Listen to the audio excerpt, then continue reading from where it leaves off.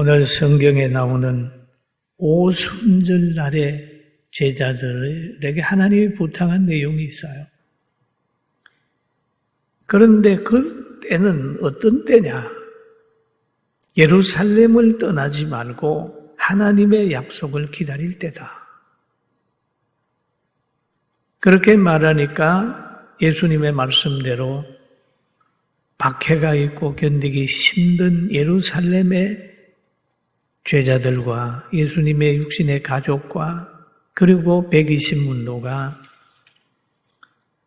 그 마가의 다락방에 가가지고 열심히 기도를 합니다. 한 마음으로 기도해요.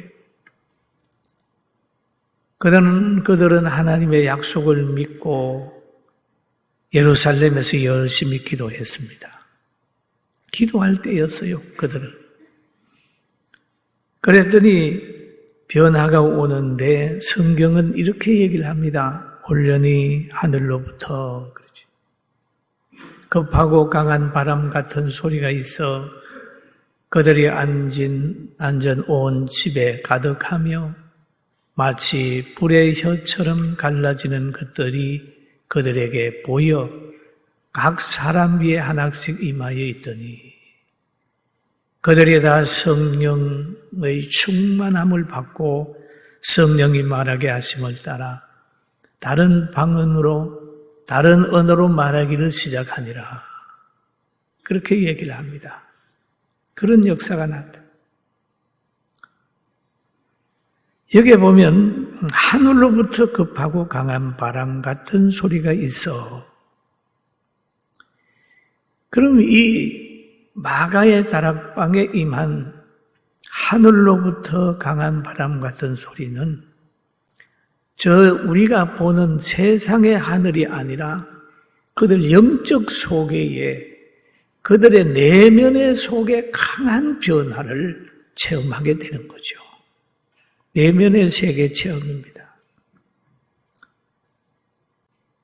다락방에 임한 영적인 큰 변화가 나타나는데 성령의 임재가 청각으로 바람 같은 소리로 들려지고 시각으로 불같이 불의 혀같이 갈라지는 것들이 거기에 모인 모든 사람들에게 보여졌다 그럽니다. 그래서 여기에서 또 말하기를 그들이 다 성령의 충만함을 받고 그랬습니다. 충만함을 받는다는 건 지배받는 상태를 얘기해요. 충만하다. 성령의 말하게 하심을 따라 다른 언어로 말하기를 시작하니라. 그러니까 성령이 그들의 감성만 지배한 게 아니라 그들의 언어까지 지배를 하는 거예요. 원래 감성이 지배받으면 언어가 지배받습니다.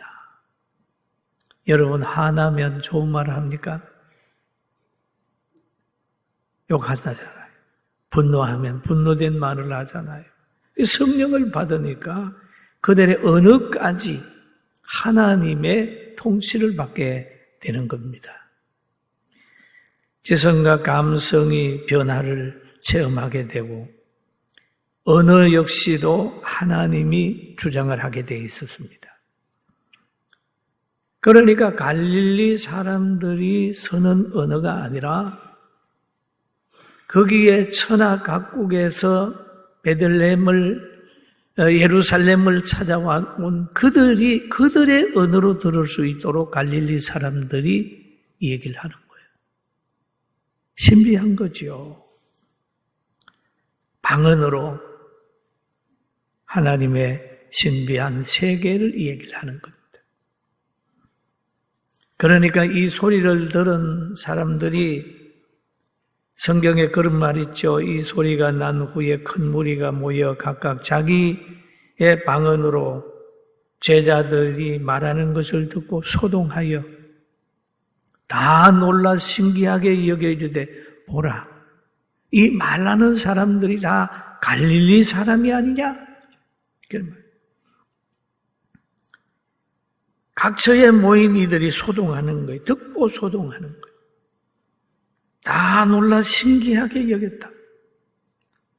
그도 그럴 것이 여러분 여러분 가정이나 동네에 공부를 미국도 한 번 안 갔다 온 사람이 영어를 유창하게 하든지 독일 말을 배우지 않고 중국말 배우지 않은데 그 말을 유창하게 하면 깜짝 놀라잖아요.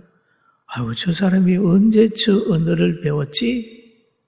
하고 듣고 놀라는 거 아닙니까? 이들 역시도 갈릴리 사람들이 막 그래 하니까 그곳에 모인 사람들 보면 굉장히 여러 곳의 사람들이에요. 지역마다 그 지역에 방언이 있는데 서로 간에 잘 안 통하는 방언 많잖아요. 그래서 이 오순절의 역사는 하나님 편에서 보면 일반적이고 보편적입니다. 하나님은 다 할 수 있으니까요. 안 배운 것도 하고 배운 것도 하고 듣지 않는 것도 생각나게 하는 능력이 하나님께 있기 때문에 하나님 편에서 보면 아주 보편적이에요. 하나님 편에서 보면 홍해가 갈라지는 것은 할 수 있는 거잖아요. 그 사람 편에서 보면 신기한 거라고요. 왜냐하면 사람들은 배운 것만 알잖아요. 눈에 보이는 것만 믿으려고 하기 때문에 그런 거예요. 그런데 사람들은 지역마다 나라마다 어느 장벽이 있기 때문에 말이 잘 안 통하게 되는 겁니다. 그러면 우리가 하나님이 아담과 하와를 창조하시고 이 땅에 그 에덴 동산을 만들어 주신 그 하나님께서 원래는 언어가 하나입니다. 그러면 이 언어가 언제 이렇게 쪼개졌느냐, 혼잡해졌느냐 하는 그런 기원이 성경에 나와 있습니다. 사람들이 타락해가지고 있을 때 하나님께서 보시고 창조한 자체를 그냥 안타깝게 생각하시고 홍수 심판으로 사람을 멸했습니다. 그래서 코로 숨 쉬는 모든 짐승과 사람을 멸한 후에 노아의 가정에 가족만 구원해 줬어요. 그러니까 그 가정이 구원받은 다음에 아주 땅도 많고 번성하게 됐어요. 그 언어가 하나였어요.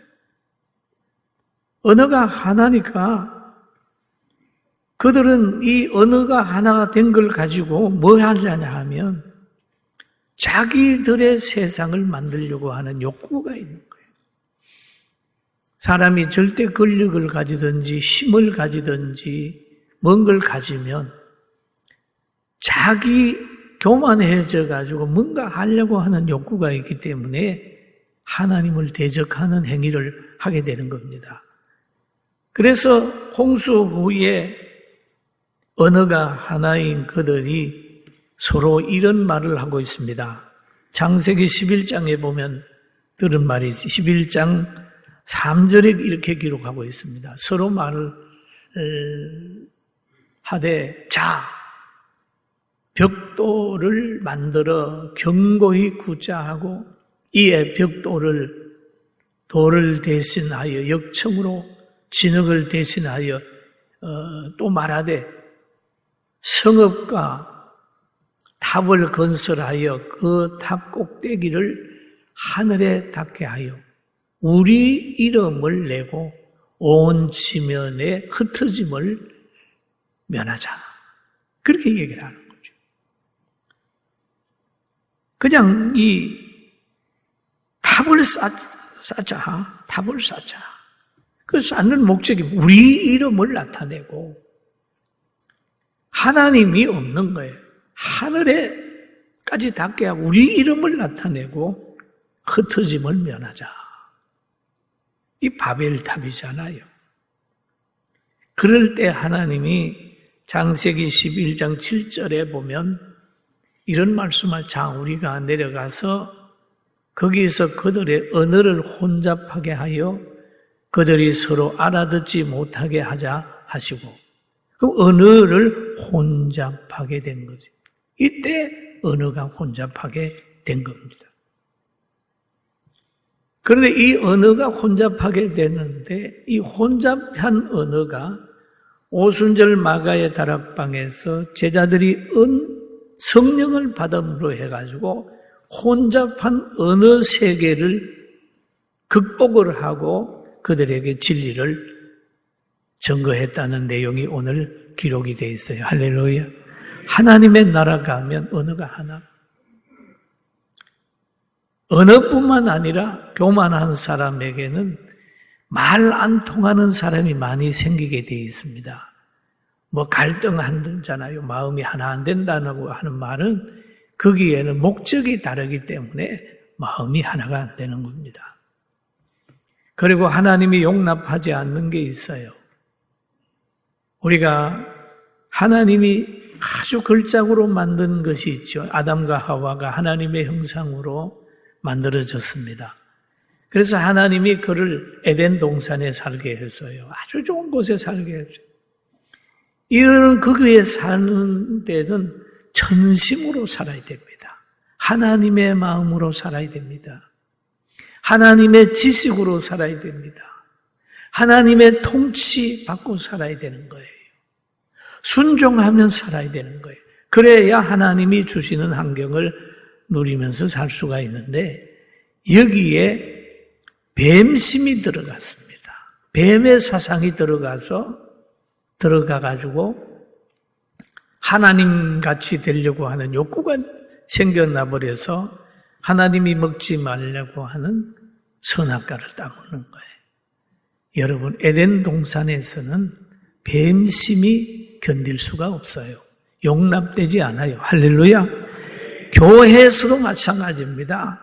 뱀심은 용납되지 않는다. 그 뱀심이 뭐예요? 뱀의 마음은 용납되지 않는다.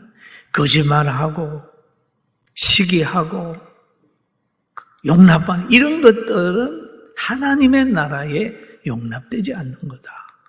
그래서 하나님이 아담과 하와를 쫓아내는 거예요. 인간의 죽음이라고 하는 것, 고통이라고 하는 것, 잉태한 자의 수고는 다 뱀심을 따른, 뱀의 지식을 따랐으므로 받은 보응이라 그렇게 볼 수가 있는 거죠. 우리 창세기 3장 19절을 한번 같이 읽어보실까요? 아담에게 이르시되 내가 내 아내의 말을 듣고 내가 내게 먹지 말라고 한 나무의 열매를 먹은즉. 그럼 여겨보세요. 아내의 말을 듣고라고 하는 말은 아내의 배경이 누굽니까? 아내가 말한 뒤에 누가 있습니까? 뱀이 있다고 말이에요. 아내의 말을 듣고 어떤 언어가 있든지 뭘 해올 때 그 배경을 볼 줄 알아야 되는 거죠. 아내의 말은 바로 뒤에서 뱀이 조종하는 말이에요. 그러니까 아담은 하나님의 말씀을 들어야 되는데 뱀이 뒤에서 조종하는 아내의 말을 듣고 그렇지. 하나님이 먹지 말라고 하는 나무의 열매를 먹은즉 땅이 너로 말미암아 저주를 받고 너는 내 평생에 수고하여야 소산을 먹으리라. 원래요, 저주받은 사람이 저주받으면 땅도 저주받습니다. 그건 복된 사람이 있는 곳에는 환경이 복을 받아요. 할렐루야. 그리고 땅은 뭡니까? 가시덤불과 엉큰 길을 낼 것이라 너가 먹는 것은 밭의 채소인즉 너가 흙으로 돌아갈 때까지 얼굴에 땀이 흘러야 먹을 것을 먹으리니 너가 그것에서 취함을 입었음이라. 너는 흙이니 흙으로 돌아갈 것이라.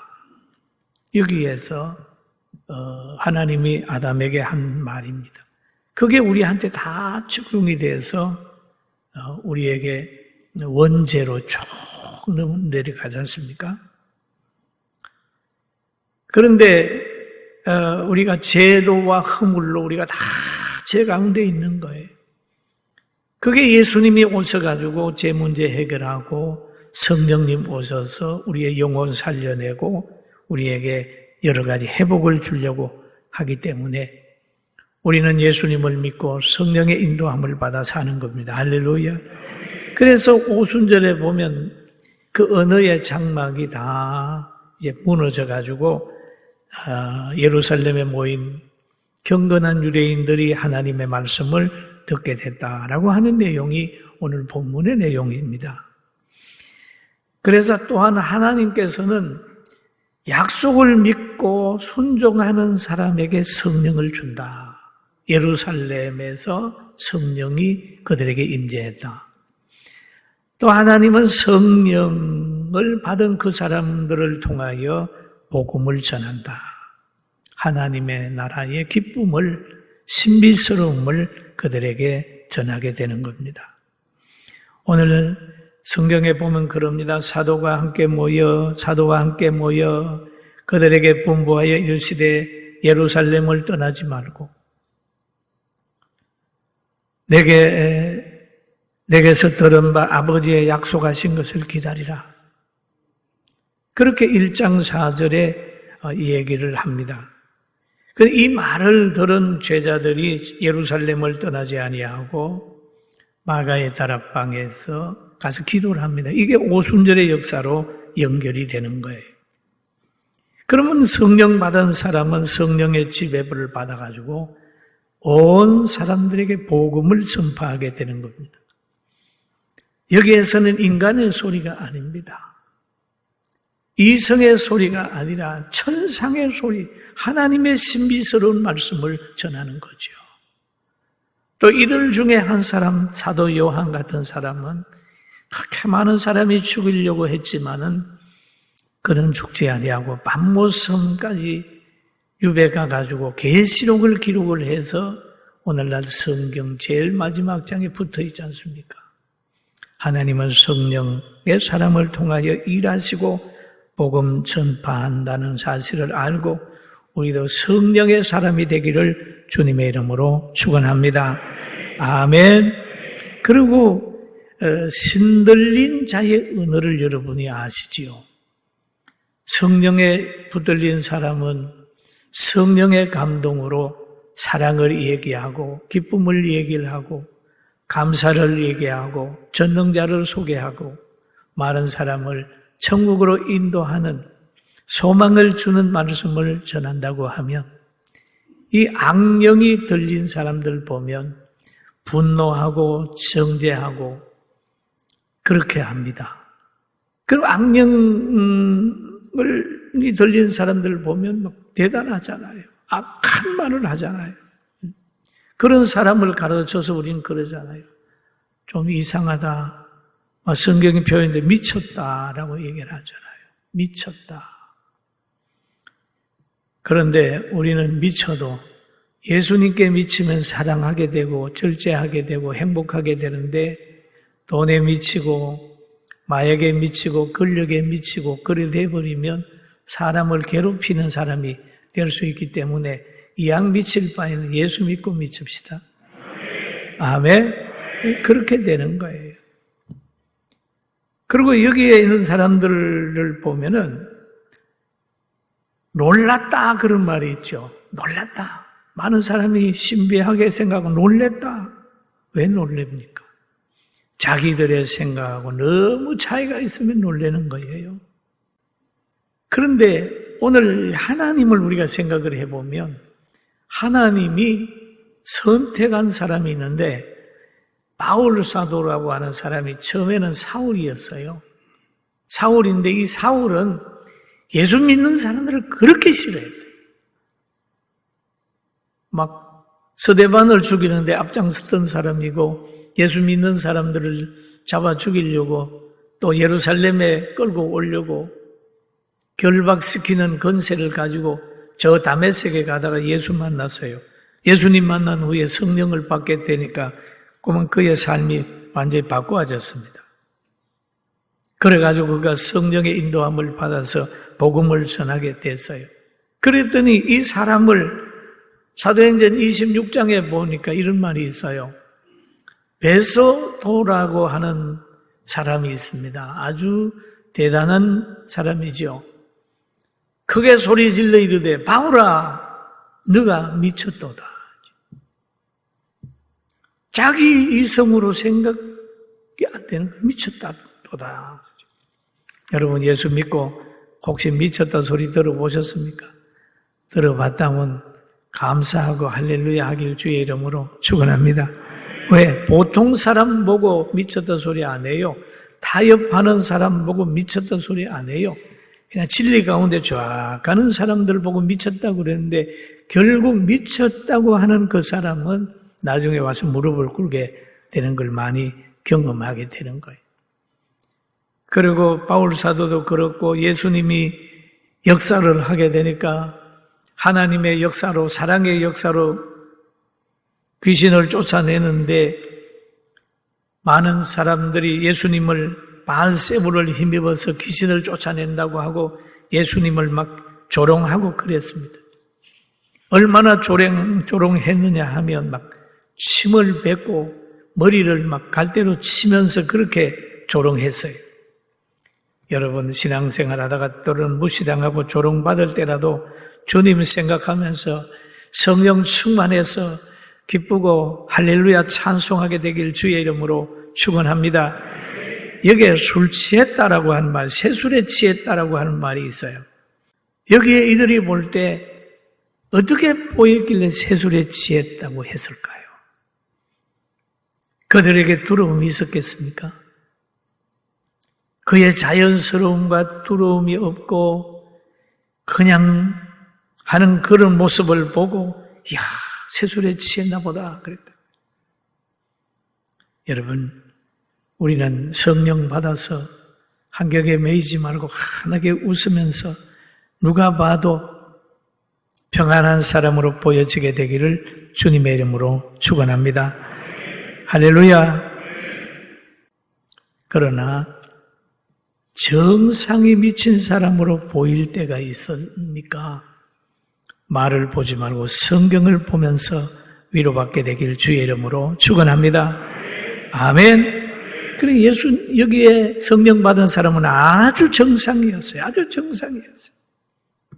그런데 조롱하는 사람이 있고 미쳤다고 하는 사람이 있었습니다. 그리고 새술에 취했다고 하는 사람들도 있었습니다.